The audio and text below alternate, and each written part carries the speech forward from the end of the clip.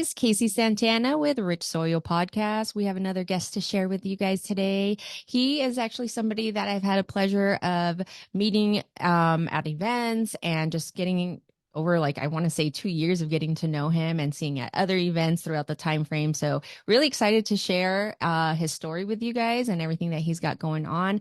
He brings some solutions and services to our industry, and I want to share that as well. So welcome, Mr.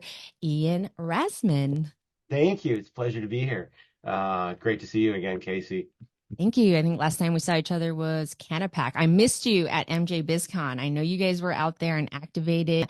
Let me do a light introduction and then we'll get into all the goody stuff and everything that you do. Ian Rasman is an industry leading payments specialist and executive director and president of LA Norml. I've had the pleasure of also working with some of the team members there. So it's just been a really fun time for me to get to know your team and a little bit of who you are in the industry. A lot of people know who you are. So curious to know the backstory of it. Backstory, cannabis backstory. Gosh, I'm 53. I've seen it for a minute. And I think the first time I saw weed, so I grew up in Hawaii, Oh, wow. in the 70s, and there's a lot of weed. There always has been a lot of weed in Hawaii. It's always been a thing. Is it more normalized and accepted by the Yeah, culture? Okay. yes, absolutely, 100%. Hasta Lolo.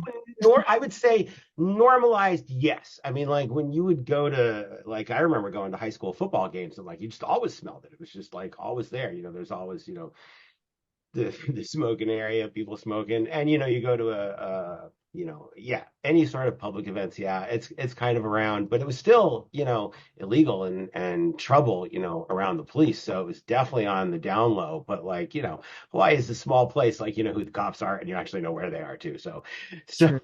um Very tight knit. yeah, I got actually a fair amount of exposure to weed in Hawaii, but I left Hawaii when I was 16, moved to LA, and up until that point, I'd never tried it. I was still really a victim of the propaganda war on drugs. And I really believed all the propaganda that was fed to me at the time off television. Nancy Reagan, just say no. This is your brain on drugs, and they show an egg scrambling in a Yeah. pan, and you're like, oh yeah, I don't want to do that to my brain. So, so Kids all I locked on the didn't. couch. Yeah. Yeah. Yeah, so like I didn't try it. It wasn't until I was like, uh, 18 plus freshman year in college, in San Luis Obispo, and then and then I kind of then I got way more exposed to it, and all of a sudden it wasn't a thing anymore. And so I think that was really the first time I tried it when freshman in college. I Some number of years later, in my professional career, when I was 25, I was an international consultant doing software consulting for things like today we would know as Salesforce. So Salesforce automation and that kind of thing. I was kind of an international expert at the age of 25, and I was traveling around the world. And I moved to London for a year. I moved out to Europe for a 1 year commitment, moved to London for a year. And at the end of the year, my boss is like, well, are you going to stick around? Are you going to go back to California? And I was like, oh, no, I'm great to stay. And he's like, well, are you happy living in London? I'm like, it's not 100% the international experience I was looking for. He's like, well, you can go anywhere you want. Just, be in Europe. And I'm like, how about Amsterdam? And he's like, go for it. And I'm like, great. So I already had clients in Amsterdam. So I'd already kind of been spending about 1 week a month in Amsterdam, kind of on a somewhat regular basis. And so, like, I was like, yeah, let's move to Amsterdam. Hell yeah. So I moved to Amsterdam, 19, when did I move to Amsterdam? 1990, 96, I think I moved to Wow. Amsterdam. And that was, those are different times back then, I think, and cannabis. Amsterdam was definitely the hub of the world Yeah. on like where you go to like just buy some weed. And even though California had kind of just really kind of started that legal sort of weed, it was still, you know, highly restrictive here and lots of trouble if you had a dispensary in 1996 in California, you guaranteed to get raided. But in Amsterdam, I came to learn more about the culture surrounding cannabis and, the stigma or the lack of real stigma in the Netherlands on cannabis. and I really started to get exposed to the concept that cannabis was a medicine and not so much a drug, you know. And this all was kind of big revelations for me. I'd already had some experience with weed and I liked it and I thought it was fun. I liked it better than alcohol. But I really kind of just woke up living in Amsterdam to the culture, to the medical aspect of it, and I got used to just being able to buy it whenever I wanted. And Totally. smoke it anywhere I want.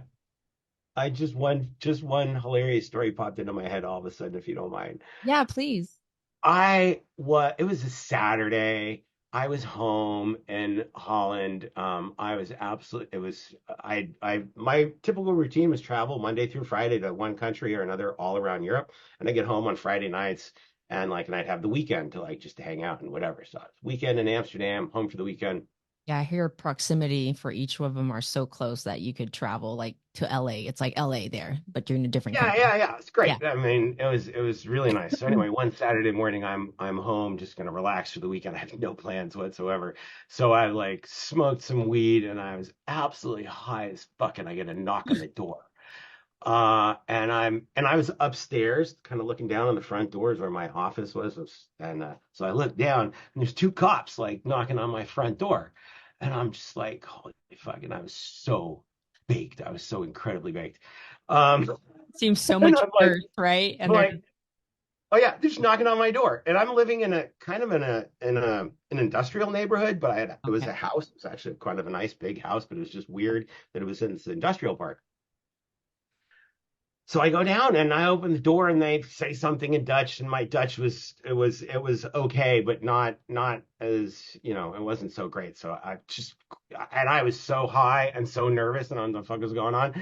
So I just start blah, blah, blah, and they're like, oh, English, and I'm like, oh, from California, and they're like, oh, American, and I'm like, yeah, yeah, and they're like, well, we just came by we heard some foreigner was living here, and I'm like, yeah, that's me, and they're like, can we come in and talk to you for a minute? And I'm like, Jesus, the house totally reeks of weed right now. I'm like, okay. So Yeah. I let them in and they came into the living room and they were like, they're basically just following up on what's going on? Like, why is there a foreigner living here? Yeah. And I explained, I'm like, well, I kind of I had a European passport, number one. So I popped Okay. that down on the table. I have an Irish passport. So I was like, well, I'm legal. I'm like not, hiding out American. I'm like, I'm legit to work and live here. And they're like, okay, yeah, great. And they're like, and they still wanted to know more. And they're like, well, how much time do you spend in Holland? And I had one of those old day planners. Do you remember those? Like those old books with the Yes. day planner and you Yep. put your Uh-huh. schedule in there before digital calendars. Yes. So I pulled that thing out and and I showed them my travel schedule and and they were pretty satisfied that I was barely living in Holland, there for the weekends and odd days here and there. And they were like, okay. And then that was kind of the whole thing. That was it. They just kind of came in to check me out and ask a bunch of questions and then they left. And the whole time I was just so fucking stoned. I literally just finished smoking right when the knock on the door comes. The house totally reeked. Oh my gosh. Shit and That's, grapes for sure. I would have been like, oh my gosh. but that's sort of to the culture of it. Like the cops came into my house, 100% it smelled like weed. Yeah. And I wasn't even a Dutch guy. And they just chatted with me for a little bit, find out what's going on. They're like, okay, yeah, it all sounds good. Have a great day, sir. And I was like, Yeah. okay, so Yeah. it seems. Nice. All right. Holland's safe. Yeah, Safe to say, at least for now. Do you safe think for it's now. changed? Because I know you travel often. I follow you on Instagram. I'm living through you and all your travels. I know you've gone through different places, all the way from I think you were just like Rome and Greece or something. And I then think I did. I think I did 13 countries this year. I was gonna say you did a Um, lot this year for sure. I love traveling. I mean, when I moved to Europe in the 90s, I got fortunately I got to see really all of Europe. Well, I got to go to every country in Europe. You don't ever see everything, but I got to go to every country in Europe for work, which was great. Somebody else was paying for everything, so that was fantastic travel to be able to do that. But I think it really sparked something in me. I lived in, as I mentioned, I'm Irish, so I lived in Ireland when I was really an infant and I have a lot of family there.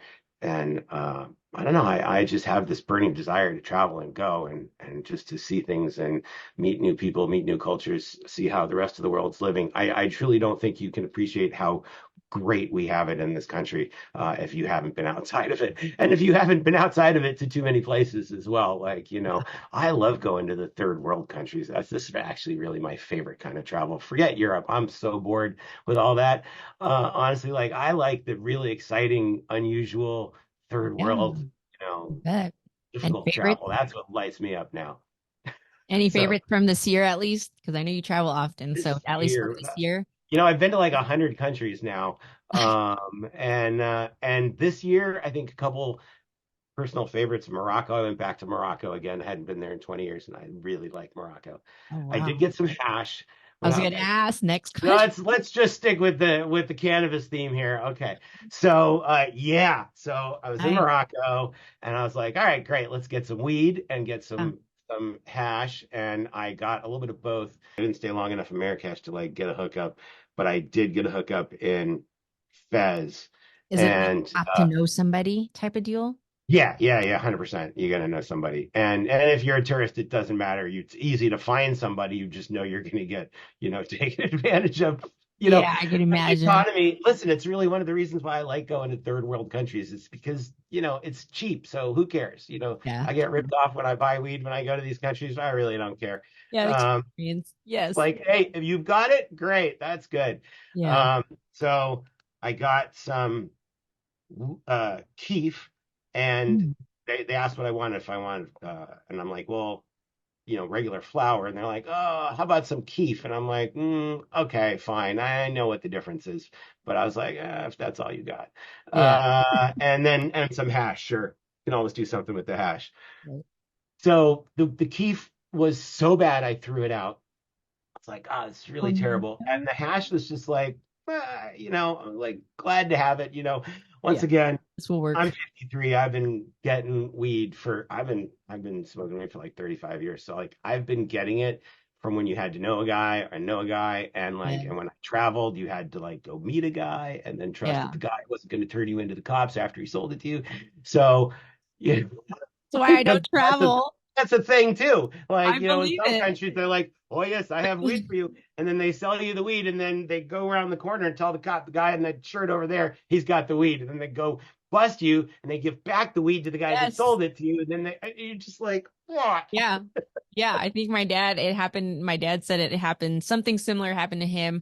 He did like a cruise and it was like stopping at all these little areas. And one of their stops is like near Jamaica. And him and his girlfriend decided to pick something up. And on the way back into the cruise, they were picked out of the crowd. And, he felt like, oh, that was a little random. I'm like, well, you never know. Never know. It Yeah, could have been set up. It hinders me from traveling usually because of that reason. I'm like, well, if I can't, I don't I'd mind. rather not. I know a lot of people sneak in a couple here and there. As a matter of fact, when I went to MJ BizCon, I traveled by myself and I had a lot of downtime and I was near the TSA area and I just decided, you know what, I have a podcast and I tend to use it often. So I'm going to just go up to him and introduce myself and tell him who I was and just briefly ask him like what his thoughts are. What do you think I should do and not do? Because if I am in the cannabis industry, let's say I'm a salesperson and I wanted to travel with like something I'm going to exhibit with, what are your suggestions? And he's like, we just got to break it down to federally, it's not legal. And then you come down to the TSA rules for each state. That's a whole different story. So it was like pretty, black and white as to really, I would highly suggest. He's like, let's say you come through and you have a Ziploc of gummy bears, you can easily say they're CBD. He's like, that would pass. But definitely if you're not trying to push pounds through, he's like, you'd be a lot smarter than that. But he's like, again, I have to constantly remind people it's just not federally legal. So even if the smallest amounts of concentrates, something small like this, put it in your makeup bag, it's not that big of a deal. They're not checking. And I'm like, I just feel like it's going to be my day that they're just like, nope, let's just check that one. And I just don't know. So I rather not, and me, especially being a parent and stuff like that. So do you, being a heavy traveler, have advice on that? It's obviously also being president of LA Normal. Oh, well, that'd be two different sets of advice. So the Well, parental okay, advice. let's hear both. Oh, the official, official Norml stance, obviously don't travel across any state lines. Keep it all at home. Keep it in your state. Do all the And it right things. doesn't matter if the state that you're going to is also okay. Good to Keep it in your state. I think keep it in your state. That's really the way that the feds are sort of turning a blind eye to all this right now, is that it's still in your state, but like don't mess around with interstate commerce, interstate transport, all that know. stuff's bad news. Stay clear of all that. So as far as traveling with weed, I don't at all, like nothing. Because like you, I'm a parent, and like there's no hassle worth having any sort of trouble that's going to come back to me, not being able to pick the kids up from school at the end of the day because I'm dealing with some situation that, I didn't have to be dealing with. I Yep. just don't do it. I get it when I go somewhere, Mhm. I get it there, in legal states, and then in the other states, maybe a guy, Yeah. or just keep it on the down low, or maybe don't go to those states. Right. Um, Yeah. That's me. so and other countries, I don't, I go to a lot of international cannabis events, Hmm. and I see people from many countries coming into those destinations and bringing products from home. And I'm just like, Yeah. damn, y'all, we're in Barcelona. Like, you can go buy it over there. I don't know why you mess around with bringing it here, but like, I'm just stunned at the number of people that do seem to be traveling with it. But No. not me, not this guy. Not not anymore. What's the statute of limitations on Yeah. No. on I mean, I've talked to a couple people and they feel us the same. younger ones? No, even then, I mean, I'm only what? I'm only 38. I have to think about it. I'm like, I'm only 38, but my heart's just like, no way. I mean, I'm already getting paranoid. I wear a lot of jewelry that has weed leaves on them, and you could always see the looks. And I just rather not. I rather not put myself through that. So it was nice to be able to, land in Vegas and then hit Planet 13 up straight to the dispensary and not have to deal with the person or the person because at this age now, it's kind of hard to have the person or the person unless they're in the industry. So. No, I love the One of travel experience. I'm sure the you get to. worst places that I got that you couldn't get weed was England when I was living there. It's terrible. It's like the old brickweed that we used to get here in California in like the 80s, 90s, right? It's terrible stuff. Any Uh, countries that had the best? You didn't have. Holland, yeah, hell yeah, Holland. So, I mean, that was the thing. I was living in England and I was working in Holland like 1 week a month, and then the rest of the, time I'm back in England, I was like, so statute of limitations that was 25 plus years ago that I was doing Yeah. that. But till today, would you still say Personal. Holland's I best food for country like that you That's a visited? good question. I don't know. I think a lot of countries have caught up, honestly. I haven't been to Holland in a minute. But I think I'm going to go again this coming year, because let's see, there's the International Cannabis Business Conference coming up in April in Berlin. And a few days before that, there's a conference in Amsterdam. So I'm going to Berlin anyway. I may as well stop in Amsterdam. So I think I'm going to hit Amsterdam maybe in April of this year, and I will let you know what has changed. But I haven't like been into a coffee shop in Amsterdam in quite a long time. Oh, I love that. I wish we had more of that out here. I mean, it's like We our need bud. that here, right? Like Yes. consumption lounges and the That's place to be safe and Yeah, I hate that I would and have to drive to LA, every single time I want to experience a consumption lounge because, I'm in Inland Empire, San Bernardino County, border Riverside County. I think maybe there's one an hour away. I mean, they're so far into LA that it sucks that they're so far out. And oh, that would be so nice. I mean, there's so many women that would love that, great place, even for entrepreneurs or people who own businesses, great meetup place, or even like a wee space that is friendly, cannabis friendly.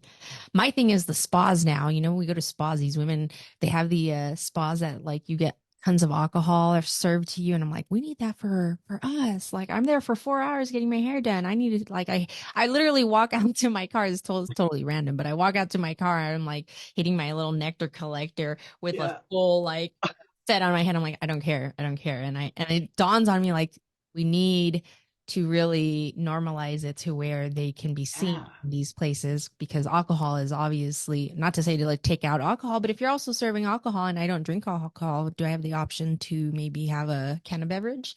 That would be great. Yeah. It's So actually, fascinating that this comparison to alcohol and nicotine is truly stunning. Everybody, we all got recently excited with the discussion of possibly rescheduling cannabis to Schedule 3. But it's obviously not where we all want to get to. We need descheduling, I not was gonna ask. rescheduling. Yes. But hey, listen, it's been 53 years that there's been organizations, Norml, out there trying to change this. And so I think that in talking with Keith Strop, the guy that founded Norml 53 years ago, he really taught me something. He's like, Ian, it's a long, long, long battle to take every little victory and just go for the next one. And it's always just True. a little bit more forward each time. So rescheduling is going to have, I think, definite benefits. It definitely falls short of the descheduling, but the interesting comparison that you brought up is like how acceptable it is to go into a place where you're going to be sitting in a chair for 4 hours and they're serving you alcohol. And of course, your car's parked outside, Yeah. and Yeah. and it's like, what's going on here? Like, it's not my thing to sit Right. around drinking, but alcohol and nicotine have no schedule on the Controlled Substances Act, right? On the CSA, they have Yeah. zero Yeah. schedule. So why is cannabis stuck out there with this maybe now potential Schedule 3?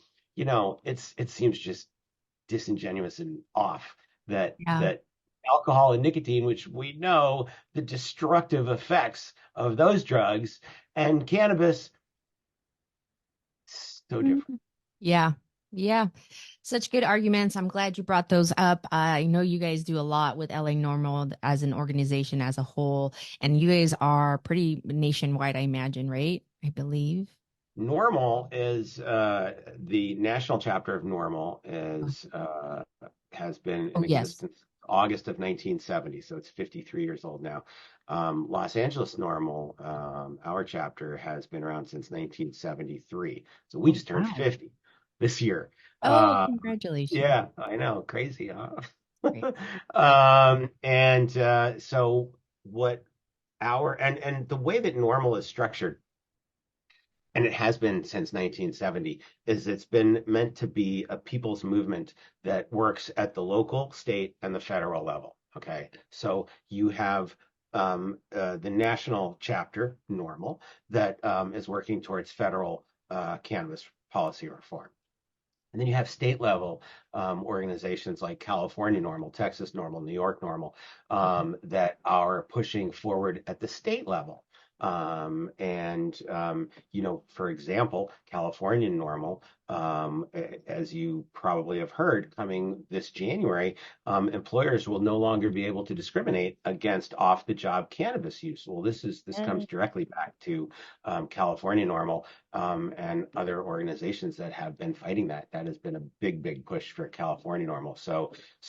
And then at Los Angeles Norml, well, we kind of live in the largest cannabis friendly city on the planet. And so when my team and I were discussing what we would put our energy into, because we are all volunteers, right. and everybody's here to volunteer. So you have to, sort of as leader of the organization, I recognize that we need to pick a mission that the team has the energy to put in their volunteer time on, right? Like, and me personally, it wasn't about running down to City Hall and going, the cannabis laws around here are terrible, and we need more this, and we need lower taxes. Yes, there's plenty of things that we need. It's just not, wasn't my jam that got me all excited. Like, cannabis, I live in LA. Cannabis is, you can walk down the street smoking a J, and it's nothing's ever going to happen to you. Yeah. So what we decided to focus on was some amazing legislation that we have here in California called SB34. It's the Dennis Peron and Brownie Mary Act, and essentially it allows for the licensed supply chain to donate cannabis as a medicine back into the communities that they're serving. So my team and we got jazzed up about this mission. We decided that that's what we would put our time and energy into. So it's really been the focus of our chapter since for the last 3 years now that we focused in on this mission. And in those 3 years, we've managed to facilitate the donations of over $6 million worth of medical cannabis to mostly veterans, but cancer patients, lupus, Crohn's, MS, Huntington's, Parkinson's, all these things that cannabis has been known to provide some relief for. We've been working with this licensed supply chain across the state to donate medicine. So this has been a huge thing for us. It's been a mission of love, light, and mercy, and I couldn't be more pleased to be part of it. You know me personally, I like giving away weed. Like, I grow it. I've been growing for 7 years now. Outdoors once a year. I live in LA. Why not? That's right. And backyard grow, but 6 plants is Love it's it. it's a hell of a lot of weed. Yeah. And so, as you know, every time you see me, I'm the guy that's passing out J's left and right because I've got it. And so I personally I love to give away my personal weed. And now that we've scaled up this real infrastructure to give it away at an industrial scale, well, that's pretty exciting. And so we all get jazzed up on this program, and going to one of these events is nothing short of beautiful. We Yes. do this partnership that we have with an American Legion post in Monterey Park, and once a month we do a donation for 50 people. It's almost all veterans at this location. It's an American Legion post 397. Big shout out to them. And every month we give away medicine to 50 veterans. But it's so much more than giving away Yeah. weed. Is what happens at these events is like nothing short of magical. So Yes. you have 50 people that show up for a 3 hour long meeting, and everybody sits around this folding tables that are lined up end to end. So you get 50, I don't know, it's 5, 6, 7, 8 tables Right. long, 50 people kind of all jammed in. And everybody takes a turn going around the circle with a moment to stand up, introduce themselves, talk about why they're there, talk about what cannabis has meant for them. And now don't forget, these are mostly veterans. Yeah. And the story is almost consistent across most of them, in that they used to get bottles of pills from the VA, as much as they want, just show up and get them. Yeah. And then they would their life was passing them by, and they were sitting on the couch watching TV, and their life was just zipping by them. And now the people coming to these events, they talk about how they don't do any of those pills anymore, and it's exclusively cannabis, and it's the only thing that they're doing. And they talk about being re-engaged with their friends and their Yeah. family, and they're out there living their best life, and you see them there talking about it, and you're like, yeah, you seem pretty happy to be here and talking with everybody. And those are the moments that really pull at the heartstrings, and those are you got to come check that out. Yeah, Yeah. yeah. I've been hearing, there's a few people in our small community, in our industry, I should say, that have focused on that I know you have also worked with. So I love that there are people in our space that's definitely taking a time to dedicate their service and time to SB34 and the veterans, because I think they still need a lot of work with, getting the bag of goodies and understanding. So education, I think you guys also provide pretty good education when you're networking and bringing all types of people to the events. They have the opportunity to talk about the different products that they're also getting, which is it's really cool. On that note, being that you guys also do events, I know that you have your own platform. Let's talk a little bit about that and a little bit about what you guys, because I know we can find events on your website as well. There's a calendar on there, but you also provide services and solutions that we can also get to that I think other people may be able to take value from. I do. So, yeah, my day job, if you will, as I mentioned, Norml's as a volunteer thing that I'm really honored to be a part of. Truly, I feel that way. Like I'm just so thrilled to be part of Norml, OG organization, who undoubtedly we wouldn't be where we are today if Norml hadn't been at this for 53 years and making small little changes. But My day job is more in the finance arena. So I've been in the payments industry for about 13 years now, and this is very traditional payments like bars, restaurants, doctors' offices, attorneys, transportation companies, retail. So I do credit card processing, have been doing that for these types of companies for a very long time. Maybe about 10 years ago, I got my very first dispensary. Now this was a little bit early in the dispensary payments industry, if you will. And I just boarded them like I boarded any other account, credit card processing and all the things that, weren't working out a number of years later. But this is 10 years ago. And like, nobody questioned it. There weren't the number of dispensaries out there that there are today. So, that thing wasn't, there was nobody looking at that sort of thing. But I didn't really focus in on the cannabis industry until about 7 years ago. 7 years ago, I decided I was really going to go full speed in on cannabis. Things had changed drastically here in California with our changing laws for adult use. And I sensed the wave that was coming. And I said, yeah, now it's time to be full time focusing in on the cannabis industry. And so immediately, the first thing I did is I went out and got involved with Norml, who I'd known about for a long time. And I went down to Orange County Norml, and I got involved there, and I got involved at LA Norml, and like I jumped in to get involved, and then started going to a lot of industry events and providing payment services. So I've been focused on that now for about 7 years, and I've developed through all my time in the payments industry and the banking industry, I've developed partnerships across the country and internationally to provide payments wherever people are looking. So now I provide payments in all 50 states. I can provide payments in a number of countries in Europe. And I focus on today on cannabis dispensaries as clients, people doing e-commerce, selling hemp, CBD, seeds, anything sold online, psychedelics. I've recently, over the last couple of years, started picking up some, as many of us in the cannabis industry are, jumping over to the kind of adjacent industry and psychedelics. I've been doing the same, and for a couple of years now, I've been helping people get online payments going for their psychedelic endeavors. So I'm really a payments guy for a long time, and it's what I like doing, and I've got a deep network of partners to do that with. Um, that's my primary daytime job, if you will. But then, as you mentioned, I have a website, and on my website, I run a very popular cannabis events calendar that covers cannabis business networking events all across the globe.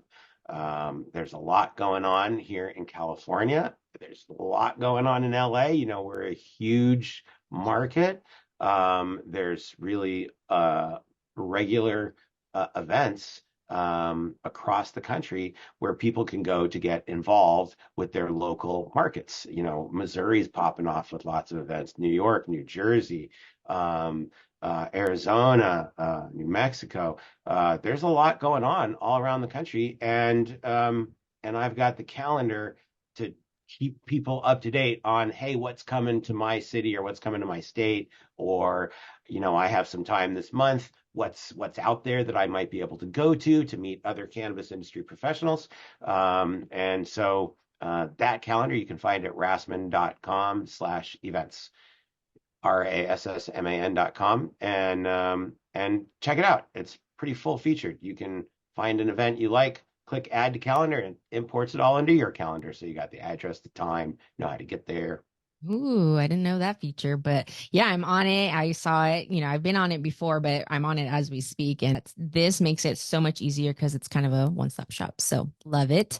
Love it. Hopefully, it's a Any, curated list, right? Like these are yeah, literally the things that I would go to. Like if, I'm not in Missouri, but I would go to that event in Missouri because yeah. I either know the people putting it on or I recognize the brands and I know it's going to be a thing.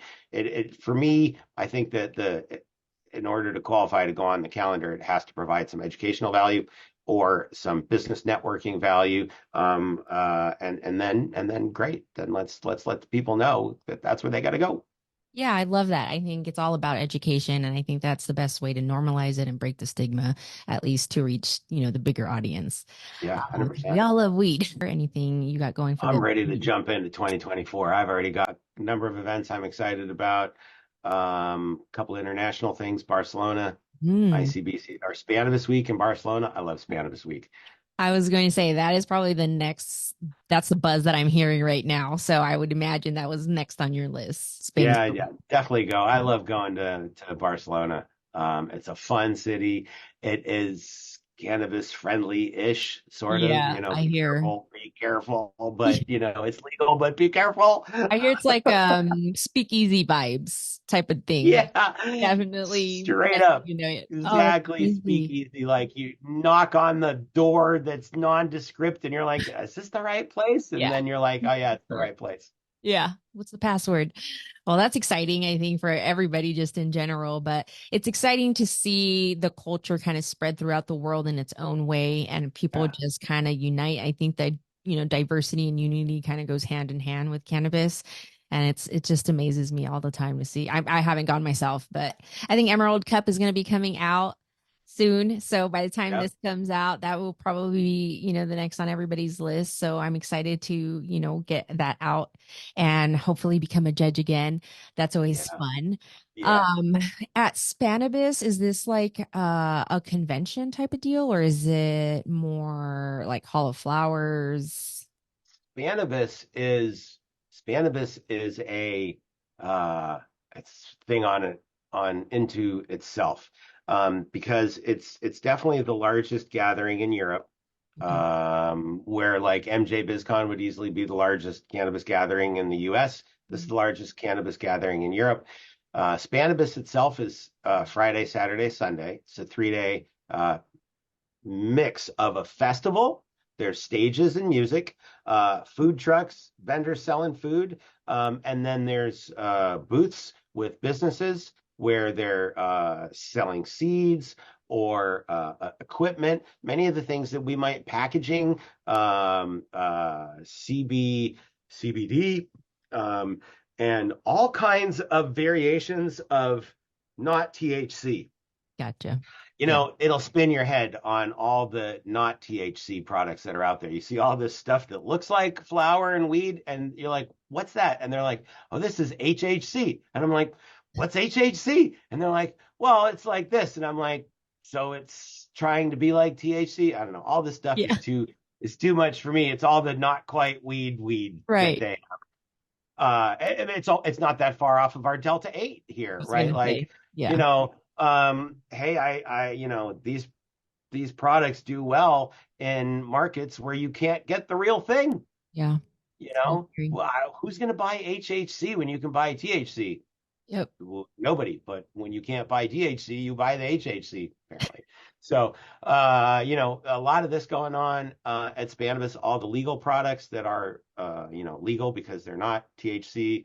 And so that's Spannabis. And it's on the outskirts of the city at an industrial park. So it's way Hmm. outside of the city, which is, I think, the way the city wants it, that there's no enforcement because weed's not legal in Spain, Yeah. by the way. Yeah. Just to be super FYI. clear about that, weed is absolutely not legal in Spain, and it's really a huge problem actually to get caught with it. It's bad. So bizarre how that Um, works. yeah. But in the Catalonia district of Barcelona, it's legal. Hmm. And that's sort of like how California started out, right? Like California said, well, it's legal here in California, and the federal government's like, we just really don't care what you say. We're still going to bust you guys. And Yeah. that's how it is in Spain. The federal government will come in and make actions up there in Barcelona. But the 200 plus dispensaries that are in Barcelona have licenses. Like they've been issued licenses and they have legal standing, and so it's all in the gray area. But it's a thriving market. I think that'll really catch on when the European Union lessens its stance, which may be coming. German legalization may be right around the corner I saw that. for adult use. and they are one of the largest economies on the planet, usually like on par with California, fourth or fifth or of economies on the planet. So you can't underestimate legal adult use cannabis in one of the largest economies on the planet, Germany. That's going to be huge. Um, I just saw in the news in this week that Holland, we were talking about earlier, has legalized weed. They were running a pilot program and they have 19 dispensaries. I was just reading the article this morning, 19 dispensaries that are now legal and licensed to sell weed in a couple different cities in Holland. So I don't think that that probably changes the unlicensed shops versus the licensed. I don't know that anything's changed there other than now the government has started sanctioning some, giving them licenses. So I think this could be like a Berlin Wall kind of moment, if you will, Mm-hmm. for cannabis in Europe. The chinks in the wall are falling apart. Yeah. It's just like it's been here in the U.S. Little steps, little steps, little steps. So I think it's always going to be like this with cannabis. Unfortunately, it's just going to be small steps until we all get to that place where cannabis is really it's freedom of choice, really. Yes. I don't want to do alcohol. I would prefer to smoke a joint. This is freedom of choice. This is freedom. It's choice. That's where we need to get to. I love that. Well, I appreciate you sharing your story and all of your insight. I know a lot of people will be able to have value from everything that you just shared, but I do have a rapid fire 7 grams that I'd like to get through Tell with me. you. Sounds like fun. Okay. I always say rapid fire, but I swear, in our industry, it's not a one word type of conversation. They can go on. So if there's a story back into it, that's totally fine. Feel free to say your story. All right. 7 grams, indoor or sun grown flower? It's always a I like them both. preference, I should I've been say. smoking weed for 35 years. When I first started smoking weed, there were only two strains. You know what they were? Weed and no weed. And so I remember those days very well. And I like weed. I love that. I should change it to that. Oh, I love that. I'll take that. So I like it all. I personally do sun grown. I do a backyard grow every year, but I have great appreciation for indoor grow where you can control all the variables because growing outside, it can be easy, but it can be challenging. Yep, we've had that conversation at events before. We've had to bust out some MacGyver skills to shade our babies, but hey, it works.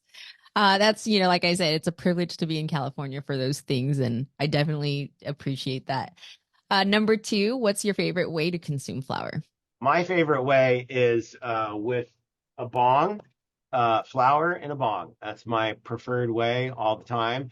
At Okay. home, that's my go-to. When bong's not so feasible to have with you Yeah. around. And so when I'm on the go, it's joints, maybe a pipe, but usually joints, pre-rolls on the go. I got a great little pre-roll machine now. I can crank out about 55 joints in 30 minutes.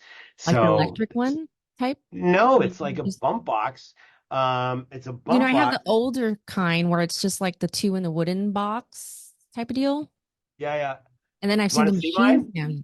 I would You love want to that. see my little? You want to see my Yeah. little setup here? Yeah, let's do it. Let's do Okay, it. hold on. Okay.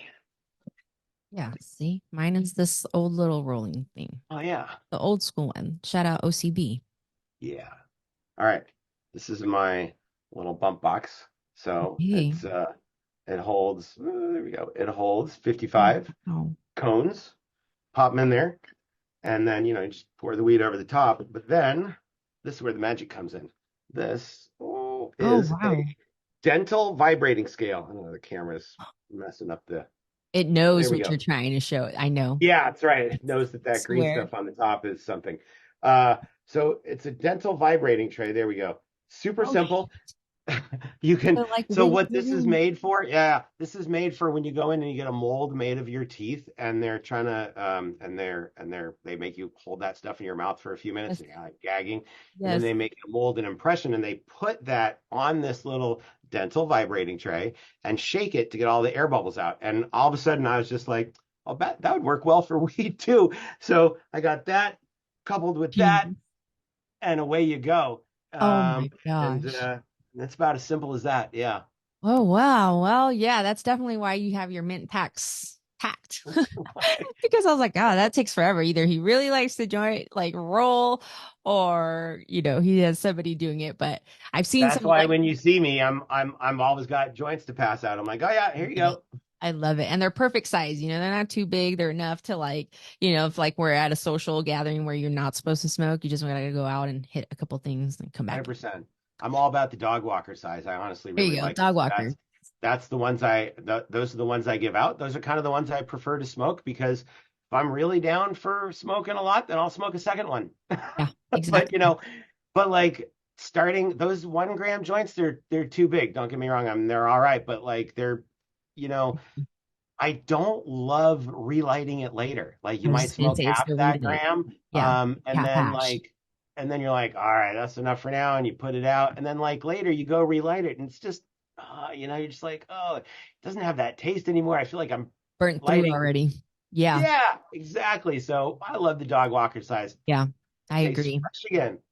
Yeah, I got exposed to that, being a pre-roll judge. So I definitely like the little hash ones now that they're Yeah. using it with, because then that's perfect. And I don't need to get to the second one. All right. Have you ever grown your own flower? We got, Yeah, every year. I, I think I've when do you just start? uh it's a good question. So I put them outdoors generally in the first week of May. Here in Los Angeles, we have an incredibly long grow cycle. Do So you could you germinate your seed, or are you clone? Is this from clone?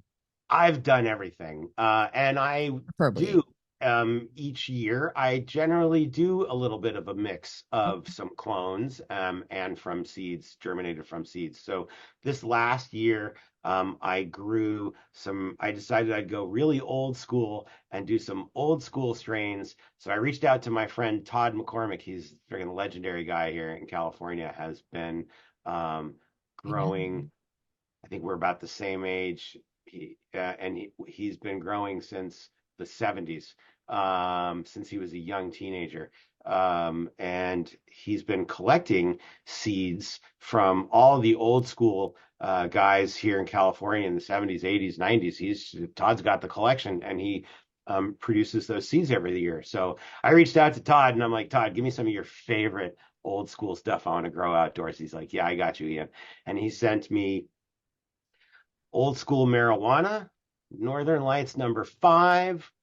Mm. I'm drawing a blank on the other one that he sent me. And then I grew a few clones, and a few different strains there. So yeah, I like to grow once a year outdoors, throw them in the ground, essentially at the beginning of May. Um, Sometimes I pre-veg them over at a friend's house. He keeps a little grow light going. So I might have him grow them out to maybe, 12, 18 inches Yeah. so that when they go in the ground at the beginning of May, they're like already teenagers. And then, then Yes. they're going to turn into some 8 to 10 foot tall ladies by the time we get to Halloween, which is roughly about harvest time Right. usually, although this year my grows seem to go much later. I think I cut down my last trees like Thanksgiving time. Oh, wow. Yeah, they just weren't Well, we ready had a yet. lot of heat. Yeah, we didn't get much. Seem Our to be going winter longer. fall I is feel like the growth cycle was weeks longer this year than and maybe it's maybe strain strain. related too because every strain has a different length time. So I don't know. I just feel like this year I thought I'd wrap up by Halloween, but I still had action going on in the farm, up until Thanksgiving. Yeah, no, I've always done indoor rooms, indoor tent. And, this year I tried once outdoor and it was a shit show with my St. Bernard and my child. So I'm gonna try again. Did your I was Saint just Bernard eat curious. it? Was he eating it? No, he's not neutered, so he was giving it his spray, which is Uh, like it's a big dog, it's full, full grown Saint Bernard, y- full breed, I should say. yeah. So it's like so toxic, it even like messed up my palm trees, like the roots. Like I have these Wow. big three palms that just happened to lay Yeah. over all of a sudden. Yeah, it's a whole But different story. So, but some of the girls that I talked to that are more cow farmers, was just try it, just try it. I swear to God. So now I have an area that is closed off that I'm going to try this year. I think it's going to be safe. The only thing I have issues with mostly is heat up to 113 here in yeah. North Fontana area, and then winds come like crazy. So we'll play around with the You idea, know but I what you definitely might want to do? try. Here's a little tip for the wins. Go to Ace Hardware or Home Depot, and they have these garden stakes that are you can get 10-foot tall garden stakes. So when you plant early, like when it's still small, when your root ball is only like this big, Right, right. put the two stakes on either side of them so that the roots will grow around the stakes Mhm. throughout the whole grow season. And now you got two 10-foot tall poles, and so now when the winds or when the rain comes, because those leaves will get heavy in the rain and get full and snap. I lost some branches this year. Like when the rains come, I'm like, oh, and run to the garden and like tie everything up, so it can support the weight of the water. But those poles have been revolutionary for me, because now I'm not worried about the rain and the wind, because when I know it's coming, I tie up with string and Oh, support the weight of the plant to those poles, and okay. that's worked pretty Yeah, well. so it's kind of a similar idea because you would use the netting and like PVC piping in Yeah, in the tent, once they start getting heavy. Okay, I'm gonna try that. I'll yeah. let you know how that goes. All right, number three. What's one thing that people wouldn't know about you? I covered a few Talent, things. Not a lot of hidden people knew I talent. grew up in Hawaii. I got a piano there behind me. I played piano, entertained myself. Oh, you do play. I was gonna say, but do you play? Some people say I have no idea, Not, but no, not, not. You wouldn't you know if you how. paid money to hear me, you'd be disappointed. A few keys, okay? Like, don't worry, be happy. Popular songs, rock and roll, Oh, like all nice. kinds of. Okay, I Um, love that. That's a good one. If you could give one book to the world that's been impactful to you in your life, which book would it be? I was a voracious reader throughout my whole life. Most of my reading comes from shorter articles that I, get interested in reading. So I think I have a hard time thinking of any uh, books that have been so meaningful and impactful. But the kind of stuff that I like to read when I go online for fun is I'm really into science, cosmology, how the universe works, um, all these kinds of things, high tech, new things, solar, alternative energy, green energy, you know, nuclear fusion, all these potential energy sources that might have real change for the planet. That kind of stuff I love reading about. Love staying up on all those kinds of things. So I'm still a huge reader, and I think it's important to keep educating yourself on and learning new things. I try to learn a dozen new things every day. As I'm getting older, it's something that I've learned to love. It's not till like maybe 2 years ago that I actually started picking a hardcover book. Because if you were trying to give me this in my teens or 20s, no, no way.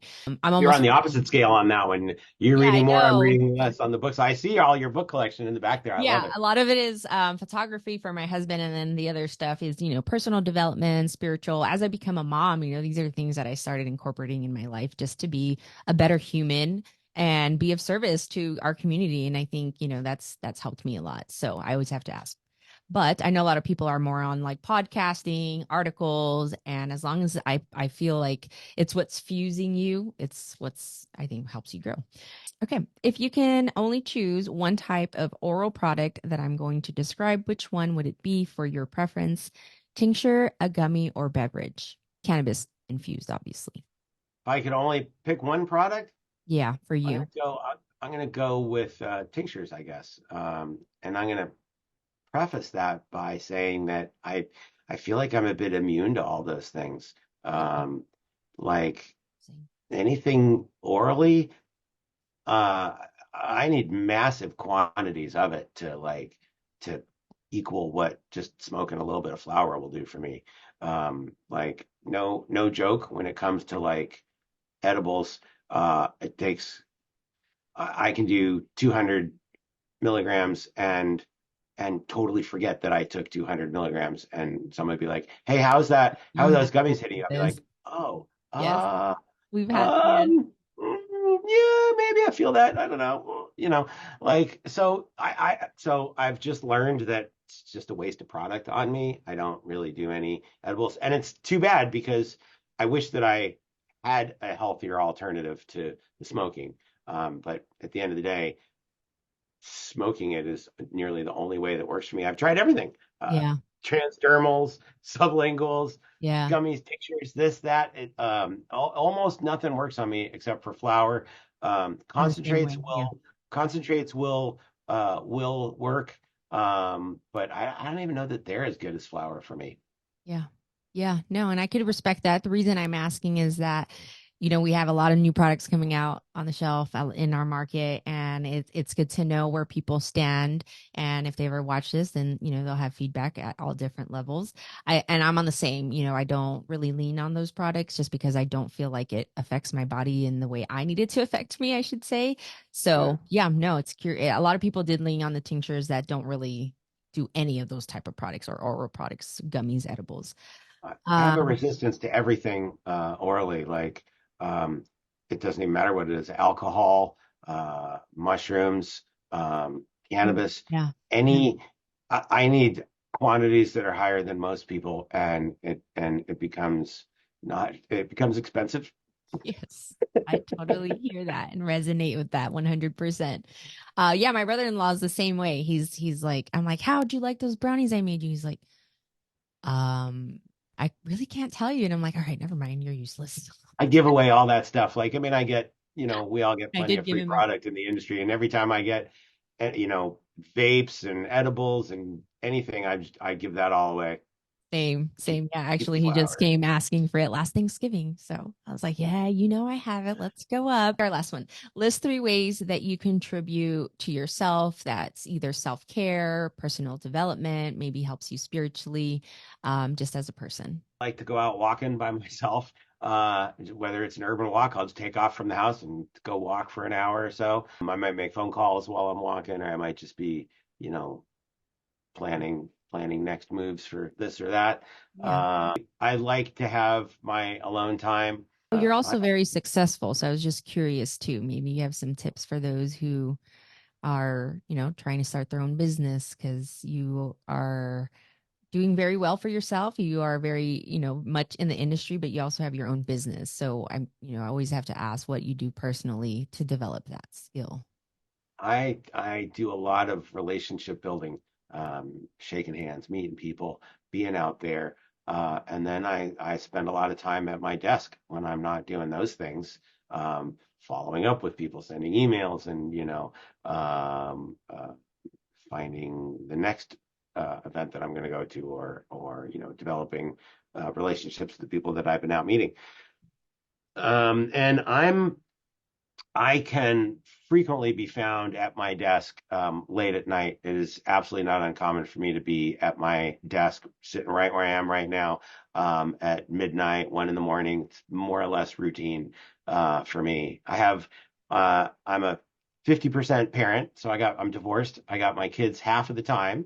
So half of the mornings I'm waking up at 6:30 and off to Yep. school and run around, All do that. all that. That was today. And and then I sleep in a little bit later. I'm not the earliest riser, but I'm usually working again by 9, and work through most of the day. I try to take time to have a good work-life balance. So, and that really means balancing, and I will multiple times throughout the day shift between work mode and not work mode. Yeah. Yeah. No, I hear that. Thank you for sharing that. I always have to ask all our guests what they do to keep them going and motivated. It's not, we are in a very tough market and rough industry, I should say, for some people, for depending on what they do. So I always have to ask what keeps you guys going. And us Balance. parents as well, making sure we're present for them. I know that's something I've reflected on becoming a parent is what I want to be like for them as I look back on my upbringing is just having that one-on-one with them. And in today's world, we're so caught up in iPads and cell phones. Mine are only 3 and 5, so they're definitely not, telling me to be quiet because they have to do something on TikTok or anything like that. But, I hear the different stories. So I appreciate when I see different parents really taking the time. I see you even on Instagram, you're always with them and you take them out to do something fun. So you're very engaged in their lives and in our community. So I appreciate that coming out of you. Any last I'm the words for biggest kid. I'm the biggest kid in the world. Like for me, having kids is like an excuse to be a kid all over again. I'm like, yeah, let's go to Magic Mountain. Like we got season passes to Magic Mountain. We go routinely, and they you just can run me still do? through I some of the can't even scariest do roller those coasters. rides. No, I can't My kids are anymore. 7 and 11, and they've both just suddenly copped on to roller coasters. The 7-year-old is not tall enough to do the biggest Yeah. rides, but he can do most of them. Yeah. There's only a few that he can't do, but he's gunning to go for everything. And my daughter's a little bit more reserved at 11. She does a lot of the big ones, but not everything. But my son is pushing me to do scary stuff that I'm like, but I think when I was younger, you couldn't scare me for anything on a roller coaster. Now, all of a sudden, I don't know why I'm afraid of dying all of a sudden, and it's not going to happen. But like for some reason, I'm like, oh, I don't know.